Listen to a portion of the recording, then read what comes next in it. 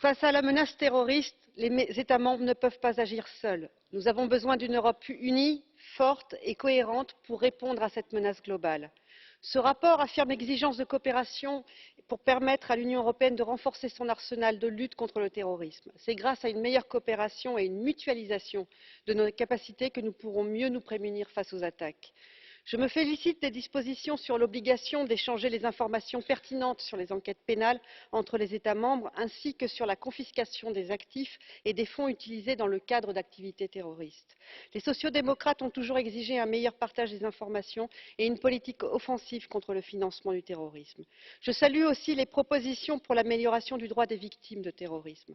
Mais la bataille est loin d'être terminée, car l'expérience nous a appris que le texte n'aura de réelle portée que si tous les États membres se conforment aux engagements de transposition. Nous, députés européens, avons encore un rôle à jouer. Je serai très attentive à l'évaluation de la Commission sur la mise en œuvre du texte afin de vérifier sa valeur ajoutée. Elle me permettra également de m'assurer du respect total des droits fondamentaux, des libertés et de l'état de droit. Les politiques de sécurité mises en œuvre par les États ne peuvent en aucun cas déroger à ces valeurs fondamentales.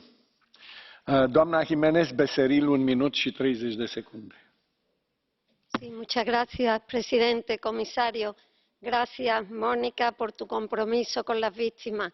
A ellas les dedico este informe. Señorías, cuando hablo de terrorismo, de cómo combatirlo y prevenirlo, puedo decir que me va la vida, porque la vida es lo que arrebataron unos terroristas